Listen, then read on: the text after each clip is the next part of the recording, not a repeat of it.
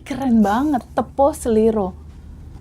Kisi-kisi dari ekspresi cinta itu salah satunya empati, Mas Hendra. Empati itu dalam pemahaman merasakan rasa apa yang dirasakan orang lain. Merasakan rasa perasaan teman, merasakan rasa perasaan kawan-kawan, teman, rekan-rekan kerja, atau yang lebih ada istilah sending love, Mas. Istilah sending love itu adalah cerita tentang empati sebetulnya. Cerita tentang memahami rasa orang lain. Karena itu penting sekali. Kan kita ada cerita rilis ya, ada cerita rilis emosi, keinginan, dan ego. Nah, empati ini di ranah ego, Mas. Di ranah ego yang kita memahami bahwa ego-ego diri yang merasa aku yang bisa, aku yang hebat, aku yang lebih tinggi, aku yang paling tahu, gitu. Itu harus dilepasin, Mas. Kalau egonya masih tinggi, dia nggak akan bisa tuh melakukan seperti yang tadi itu, nggak bisa itu. Diharapkan ini menjadi habit baru buat kita semua, di mana meletakkan cinta tanpa batas, cinta tanpa syarat itu di atas segalanya. Ego-ego ini melebur ke dalam itu. Ketika ego-ego ini melebur ke dalam cinta, dia akan bisa melakukan yang tadi. Karena ada penghormatan, karena ada appreciate, karena ada rasa yang tersambung dan terhubung. Itu aku nerima WhatsApp Indri yang terima, Indri ya, kalau nggak salah yang terima WhatsApp waktu itu, yang datang dari Jawa, dia bersama keluarganya, dia bawa bayi, dia masih di jalan. Lalu aku mikir, di jalan jam segini dia nggak akan dapat hotel. Aku bilang, Indri tolong bilang sama dia langsung ke ruang kamar kita. Kebetulan aku kan dapat yang VIP ya, Mas. Jadi ada kamar satu, ada kamar yang satu. Lalu aku bilang, suruh alumni kita ini di kamar aku. Karena ada tepo seliro itu.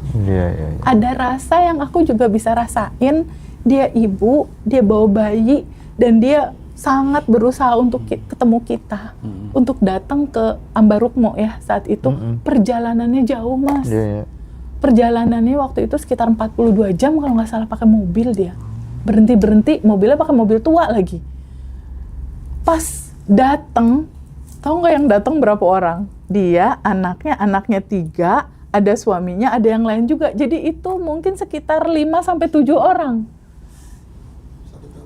Kalau kita nggak punya tepo seliro tadi, nggak punya empati, seseorang akan sangat terganggu sekali. Ruang kamar hotelnya dimasuki orang lain yang belum pernah kenal, belum pernah ketemu. Nggak akan memberikan ruang privasi dia untuk orang lain. Tapi aku pada saat itu ngelihat ibu ini bawa bayi sama anak-anak, udah kemalaman, mau datang ke acara kita dengan semangat seperti kayak Mas Amin. Dan rasa itu aku nggak tahu kenapa sampai Mas ke aku.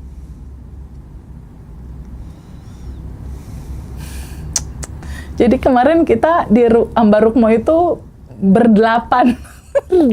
Karena kebetulan ada ruang kamar yang lain, karena 2 kamar itu yang Mas Hendra pesenin buat ruang aku yang tadinya seperti mau VVIP kan, tapi sebetulnya itu nggak perlu gitu sampai sebesar itu. Jadi ternyata ruang besar itu memang ada hak teman-teman yang lain. Keren ini. Oke, kita geser ke konsep selanjutnya yang sangat familiar. Namanya konsep atau pakem sangkan paraning dumadi. Ya, di Sunda ini juga bicara soal itu sih. Bali ya? Bali juga sama ya, cuman beda penyebutan kali ya. Konsep ini kan mengajarkan manusia itu kan berasal dari satu sumber. Betul. Ya kan, dan akan kembali ke satu kesadaran gitu. Betul. Makanya ada revolusi kesadaran bahwa kita akan kembali kepadanya. Mungkin praktiknya kali teh, gimana kita bisa mempraktikkan kesadaran ini itu dalam sehari-hari. Itu tuh kalau dipraktikkan, terserah ya, lintas agama, lintas kepercayaan, lintas suku, ras, itu bagaimana teh? Kalau kita mempraktekkan pakem ini teh? Iya, Sangkan, paraning, paradik, dumadi. dumadi, bahwa kita adalah satu. Itu aku memahaminya gini, Mas. Kita berasal dari energi yang satu. Kita berasal dari energi yang satu, kita diberikan begitu banyak kebaikan dalam kehidupan ini kan, Mas. Termasuk rezeki. Ada aliran rezeki yang mengalir dalam kehidupan kita, dan kesempatan yang mengalir itu begitu sangat besar, kebetulan yang mengalir di sisi kehidupan aku. Nah, menceritakan tentang bagaimana mengalirkan bahwa aku dan kamu adalah energi yang satu. Itu dengan mengalirkan semua kebaikan ini tanpa melihat dia dari ras dan agama apapun. Nah, itu tertuang ketika saat kita melangsungkan sending love, kalau kata istilah Bandan Revolution, itu ke panti jompo yang panti werda yang isinya kebetulan Buddhis semua. Gitu. Jadi mengalirkan ke sana, mengalirkan ke adik-adik yatim yang kebetulan ranah spiritualnya nggak sama mungkin sama Muslim, tapi kan sebetulnya itu cuma casing, Mas. Ya, karena jadi nggak ada perbedaan sebetulnya di antara dari kita. satu sumber yang sama. Betul, gitu ya. betul. Jadi mengalirkan kebaikan ini seperti itu, dan itu betul-betul cerita sending love itu kental sekali itu jadi praktek daily rutin. Misalnya apa? Nggak hanya tentang sesama manusia loh, Mas. Judul Tabungan Semesta itu pun mengalir dipraktekkan sama teman-teman. Mulai rutin ngasih makan ke kucing liar. Oke. Jangan hanya bicara ke manusia, Mas. Iya. Ke tumbuhan, ke lingkungan. Karena bicara cinta ini harus terdelivery bagaimana kita merasakan bahwa aku dan kamu adalah satu, aku dan makhluk lain, kucing, apapun, kura-kura atau apa, aku dan kamu adalah juga energi cinta yang satu, dan aku dan bumi, kita juga punya tanggung jawab untuk memelihara bumi yang kita tempati loh. Dengan tidak membuang sampah sembarangan, tidak membuat polusi, jangan lupa loh itu. Sangkan Gumadi itu, Sangkan paraning dumadi. Ya, itu tidak hanya berlaku untuk sesama manusia. Kalau yang tadi itu, kalau istilah Jawa tuh, jadi ada ya pakem marang urip, itu maksudnya kita harus selaras dengan alam semesta selaras juga, dengan diri gitu ya, manusia, jadi dan ada alam harmoni semesta. gitu ya Teh ya. Betul, itu sebabnya ada sending love to universe. Oh iya, lengkap ya Teh berarti ya. Iya, benar. Sending love to universe, di mana kita menyebarkan, memancarkan cinta kepada orang-orang terdekat kita di dalam rumah. Cinta ini menyentuh tubuh orang-orang yang kita sayang, anak kita, keluarga kita, lalu membesar lagi sampai sepulau Jawa, membesar lagi, menyentuh tumbuhan menjadi subur, sehat, menyentuh semua makhluk hidup, hewan. Mereka kan juga punya punya penderitaan yang kita nggak pernah tahu cerita di balik itu semua ya. Terbebas dari penderitaan. Nggak hanya itu, makhluk-makhluk gaib yang lain kan ada, jin dan teman-temannya. Mungkin juga mereka punya cerita kepedihan, kesedihan, penderitaan. Kita sending love, mereka terbebas dari itu semua. Sending love ke alam ini, ke dunia, ke galaksi, ke semesta. Kesadaran itu yang harus kita punya. Oke. Nah, terakhir Teh. Ya. Di pakem Jawa selanjutnya itu ada yang namanya arum dalu Teh. Arum dalu itu hidup yang memiliki makna. Jadi kita tahu kalau misalnya almarhum Gus Dur itu kan kita kenal sebagai, beliau lebih nyaman disebut sebagai pejuang kemanusiaan. Karena beliau menularkan konsep yang namanya pluralisme. Agamamu Kristen, ya, Nasrani, Hindu, Buddha, Islam, ya, dia mengajarkan tentang itu kesadaran universal, nggak membeda-bedakan lagi, gitu ya. Yang melihat sisi persamaan dari sisi kemanusiaannya, gitu.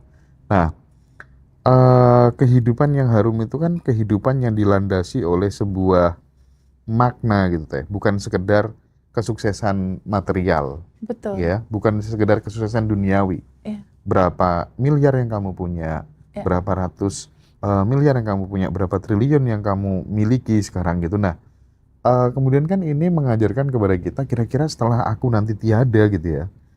Pada saat kemudian kita sudah meninggal, menghembuskan nafas terakhir, kira-kira apa yang akan kita tinggalkan? Legasi apa yang akan kita tinggalkan di luar pujian dan materi yang kita punya itu tadi? Ini kan kadang perlu untuk kemudian dikontemplasikan gitu. Betul. Nah, gimana itu Teh? Jadi gini Mas Hendra, Mas Amin. Awal mula cerita kehidupan ini adalah energi yang satu. Ya. Energi yang satu ini mau dikenal. Aku adalah gudang tersembunyi. Aku suka agar aku dikenal. Maka aku ciptakan makhluk agar mereka mengenal aku. Ini filsafat nih, ini makrifat. Lalu Allah memercik, terciptalah kita semua. Jadi, karya terindahnya Allah itu adalah manusia. Allah menciptakan gunung, Allah menciptakan tumbuhan, menciptakan hewan, menciptakan semesta, itu karya Dia. Tapi gunung nggak punya kehendak untuk dia bikin apa gitu. Karya tersempurnanya Allah itu adalah tubuh manusia, kita. Kamu adalah karya terindahnya Allah. Mas Rozi, Mas Hendra, Mas Habib, aku. Lalu Allah memercikkan rohnya ke dalam tubuh kita semua. Dan satu hal yang tidak diberikan sama ciptaan lainnya itu adalah sebuah kemampuan untuk menciptakan realitamu sendiri. Allah punya sifat mencipta, kamu juga bisa mencipta. Kamu adalah co-kreatornya, kreator kecil. Ya, co-kreator to God. Betul. Kamu adalah arsitek hidupmu. Mas Amin adalah arsitek hidup Mas Amin sendiri. Oke. Ketika Allah menciptakan karya terbesar yaitu kita, sadari sama teman-teman semua, ini karya terindah. Ketika Allah menciptakan karya, pertanyaan berikutnya,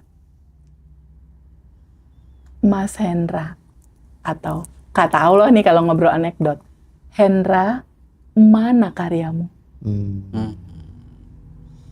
Ya. Rozi, mana karya? Habib, mana karyamu? Sebagaimana aku berkarya, kamu adalah percikanku. Kalau kata di kitab lain itu dikatakan, kamu adalah gambar dan rupaku. Jadi mulai renungkan sama teman-teman semua yang saat ini masih bisa live, sadari dalam kesadaran yang indah, bersyukurlah. Takdirnya kita diciptakan sebagai manusia. Di titik start kamu bersyukur ketika teman-teman semua yang saat ini lagi nonton live ya, mengalami kepahitan, keburukan, kekhawatiran, penderitaan. Sadari bahwa rancangan awalmu itu adalah kamu awalnya adalah rancangan terindah karyanya Tuhan memercik dalam diri kamu. Agar apa? Agar semua orang bisa melihat dan merasakan. Jadi orang lain kayak Mas Amin bisa berkomunikasi sama Mas Hendra dengan ungkapan, Mas Hendra, Masya Allah. Kamu bisa mengalirkan sifat-sifat dia di dalam tubuhmu. Itulah tugasmu. Bagaimana pada akhirnya tubuhmu ini memancarkan sifat-sifat dia. Dan pada akhirnya bagaimana kamu merenungkan selama kamu hidup. Karya apakah yang akan kamu lahirkan? Menggoreskan prasasti di dalam kehidupan ini. Menggoreskan cerita di dalam kehidupan ini yang bisa terdelivery untuk kebaikan banyak orang. Sebaik-baiknya manusia adalah dia yang punya manfaat banyak buat orang lain. Dan itu adalah perenungan. Tapi itu semua tidak bisa terjadi, Mas Hendra, jika dia belum berdamai sama diri dia sendiri. Jadi start pertama dari manifestasi kehidupan seorang manusia itu adalah satu, bertemu kesadaran ini. Sadari bahwa kamu adalah masterpiece karya terbaik dari Allah, hadir sebagai manusia, bukan sebagai tumbuhan, bukan sebagai kucing, bukan sebagai bentuk lain ciptaannya. Start dari situ, semoga teman-teman yang saat ini sedang menonton bisa mengawali hari yang indah ini dalam, kalau teman-teman muslim ya, dalam posisi yang sedang puasa gitu. Mudah-mudahan pada saat puasa karena lapar, Mas, karena kosong, insight ini bisa masuk. Oke, amin. Bisa masuk cepat ke bawah sadar untuk menyadari, oh berarti ini masalah-masalah aku ini nggak penting ini. Tinggal aku rilis aja, lihat. Aku rilis, aku mau fokus sama tugas judul apa yang mau aku buat prasasti dalam hidupku nih. Dengan 3 literatur gambaran kebijaksanaan Nusantara ini. Asah, asih, asuh tadi apa? Yang pertama apa, Mas? Gotong royong, silih asah, silih asih, silih asuh. Terus yang tepo seliro. Terus yang tadi sangkan parani gunadi. Dumadi. Ayo kita hidupkan lagi. Oke. Semua judul-judul indah ini, karena semua judul indah ini lahir dari leluhur kita sendiri. Dan bagaimana kita berterima kasih sama kehidupan ini, bagaimana kita berterima kasih, itu sadari bahwa kita nggak akan ada kalau nggak ada ibu bapak kita. Kita nggak akan ada kalau nggak ada kakek nenek kita. Kita nggak akan ada kalau nggak ada buyut kita. Kita nggak akan ada di dunia ini kalau nggak ada leluhur kita. Ucapan terima kasih atas kehidupan yang sudah berlangsung begitu sangat indah. Yuk kita jalanin nih yang 4 ini. Iya, hormat kepada leluhur tuh nggak boleh dilupakan. Nggak boleh, Mas. Peradaban ini karena warisan mereka. Ini adab, ini kesantunan. Jadi ternyata Mas Hendra, yang menciptakan Arigato Mani itu kan Ken Honda. Yes. Ya, Ken Honda, dia generasi dinasti Honda tuh. Ken Honda mengatakan bahwa ketika kita menulis, tangan kita kan secara susunan syaraf itu kan bergerak ya.